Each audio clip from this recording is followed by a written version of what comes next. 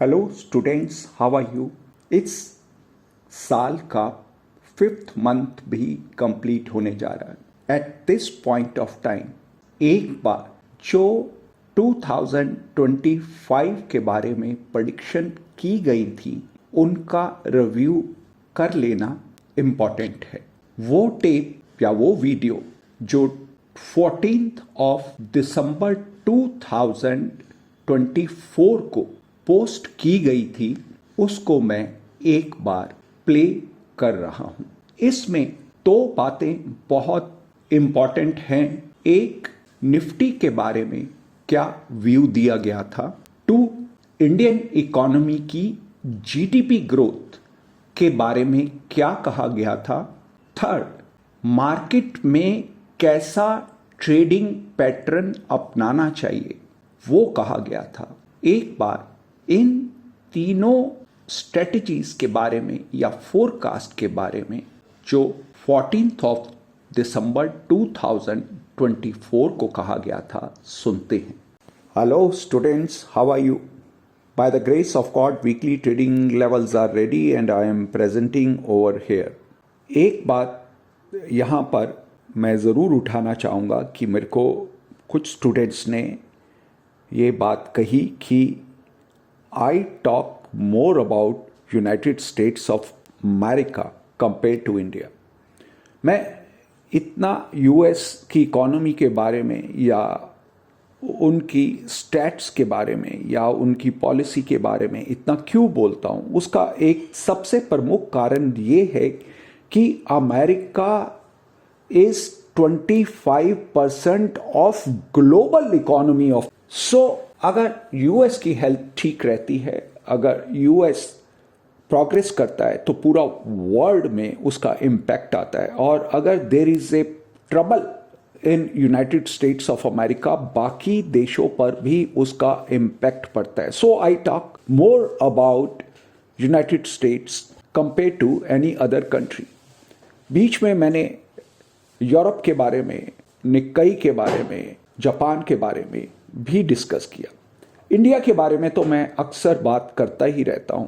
मैंने ये जो सेंट्रल गवर्नमेंट के इलेक्शन थे उससे पहले बहुत क्लियरली, बहुत एक 20-25 मिनट का मैंने पॉडकास्ट बनाया और उसके अंदर मैंने एक बात बहुत लाउडली कही, वो ये कि जब तक इलेक्शन है till that time there will be a high expenditure, capital expenditure and infrastructure pay expenditure will be more till the election, and after that government expenditure will be comparatively lower. After the election government का जो focus होगा, Indian government का जो focus होगा, that will be more on fiscal discipline।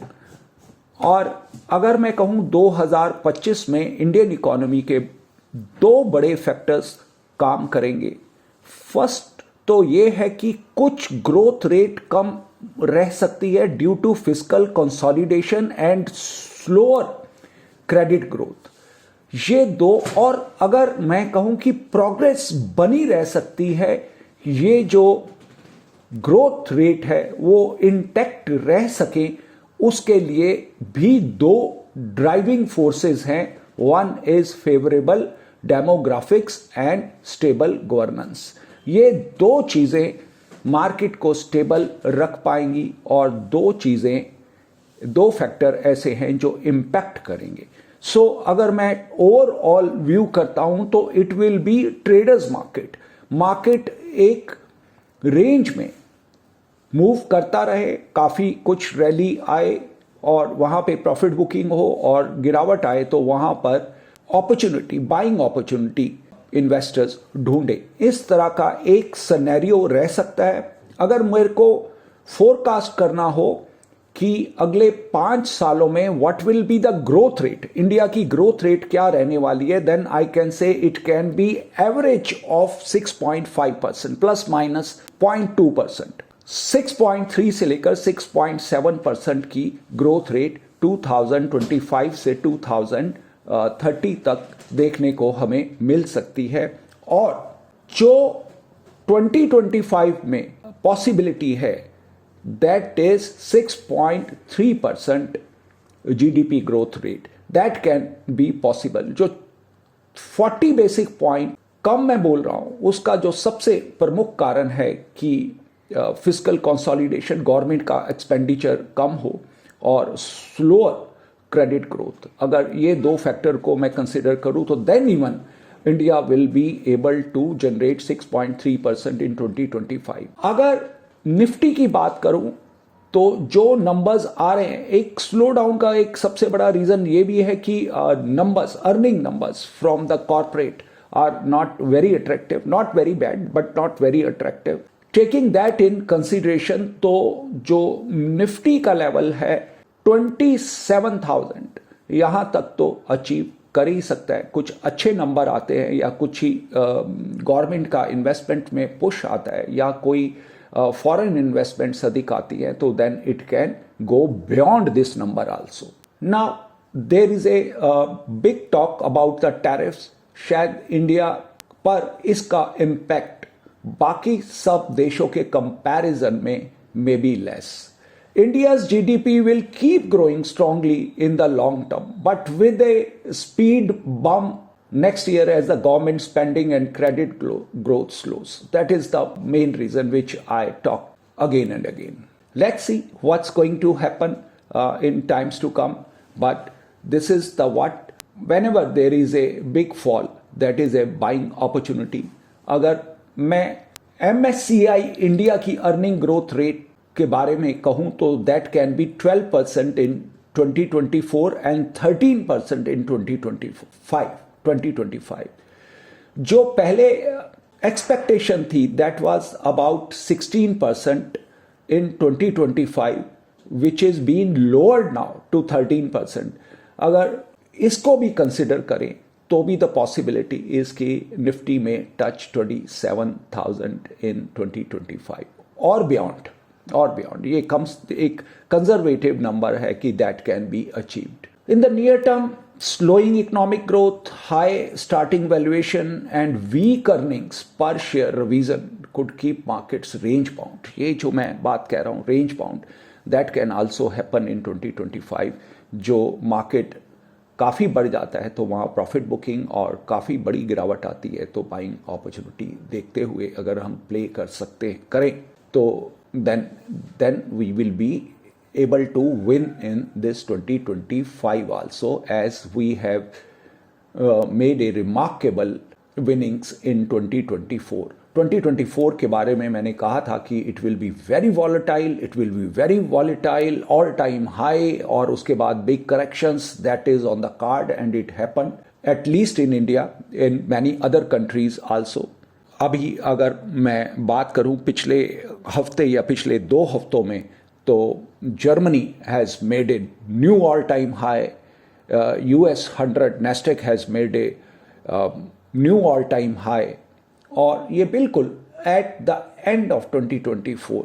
और ये speed progress अगर अगले साल में भी कंटिन्यू रहती है, इसी विश के साथ I say goodbye. Happy trading, happy investing to all my students.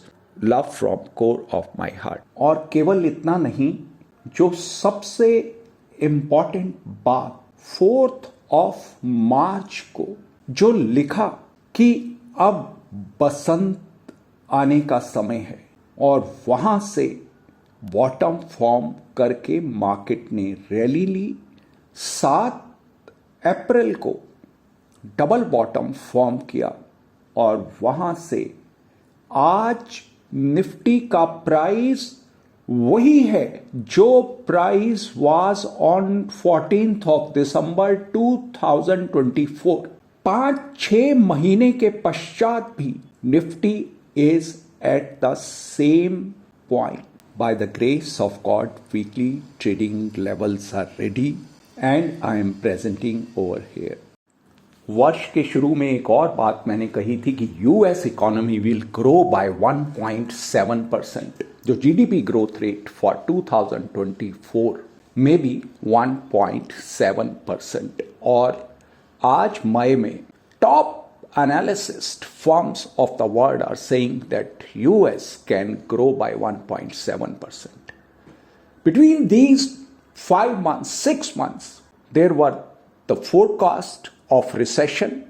US may not grow even by 0%. There were talk about that abhi तो then there is going to be biggest hit to US economy and the world. But आज मई में सब view neutral हो गए हैं about economy, about GDP growth rate and about the tariffs also. Tariff को लेकर कितना बड़ा स्विंग्स हमको देखने को मिले from December to till date. But today we are reaching to the settlement about tariffs, about trades between lot many countries. US, UK is one of the examples. कुछ महीने पहले मैंने कहा था कि that Germany will be spending more on defense and they might grow by 0.1%. एक बात यहाँ पर एड ऑन करना चाहता हूं कि फ्रांस में ग्रो बाय 0.6 और 0.8% this year. France defence systems का सेकेंड लार्जेस्ट सप्लायर है after United States of America. They have also accepted that they will push more expenditure on defence. बहुत सारी यूरोपियन कंट्रीज ने फिस्कल डिसिप्लिन की बात कही और अप्लाई भी किया. But France was the only country जिसने फिस्कल डेफिसिट को वेटेज ना देकर अपनी इकोनॉमी को वेटेज अधिक दी. Now they can not afford more to leveraging their budget. They will also be concentrating on fiscal discipline, but on the other hand they are going to spend more on defense. तो France की growth के बारे में भी I am much aggressive and hopefully they will be able to outperform in not only European areas but on this globe. Why I am talking about France? 2020 से 2024 के बीच में the share of global arms exports is as US had 43% share. US अकेले America का it was 43% और second position पे was France from 2020 to 24 with almost 9.5% share, whereas third position is with Russia and fourth and fifth with China and Germany.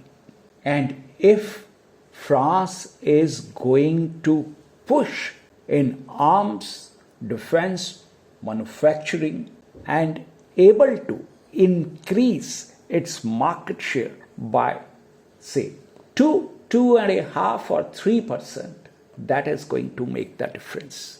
It was nice to see recovery in AI stocks. AI leader Nvidia recovered from the low of $86 to $135 in 2 months, and the all-time high of Nvidia is 153. It dropped from 153 to 86 and now it's trading near to 135. Stock has demonstrated a wonderful recovery. Nvidia to ship new AI chip for China next quarter.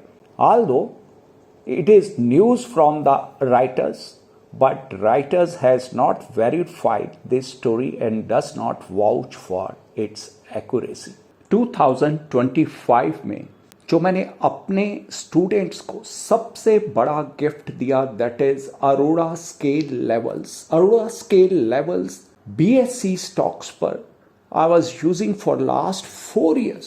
2020 से मैं BSE के ऊपर Arora scale levels को test कर रहा था और 2025 तक आते हुए मैं इतना ज़्यादा कन्विंस हो गया कि ये हर एसेट पर वंडरफुली वर्क करता है। If I talk about Fibonacci levels, उससे अरोड़ा स्केल और Arora candle levels work much better. Arora candle की प्रमाणिकता इस बात से भी है, उसको कॉपी करने के बाद कुछ लोगों ने उसका नाम बदलकर मदर कैंडल या मास्टर कैंडल या कुछ और रख दिया।